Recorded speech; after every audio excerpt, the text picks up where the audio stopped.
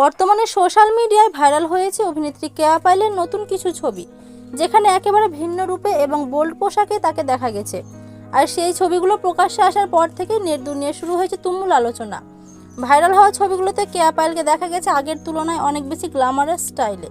বিশেষ করে তার খোলামেলা পোশাক, ফটোশ্যুটের ভঙ্গি আর নতুন লুক নিয়ে এখন বেশি কথা হচ্ছে।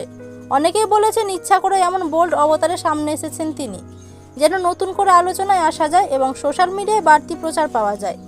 কেউ কমেন্ট করে লিখছেন এখন কাজের চেয়ে ভাইরাল হওয়াটাই বড় বিষয় হয়ে গেছে।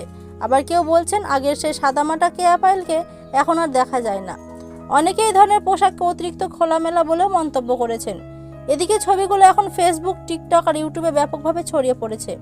অনেকে তার আগের লুক আর বর্তমান লুকের তুলনাও করছেন। আবার কেউ মনে করছেন সামনে নতুন কোনো কাজ বা প্রজেক্টের প্রচারের কারণেই হয়তো এই পরিবর্তন এনে আলোচনায় এসেছেন তিনি।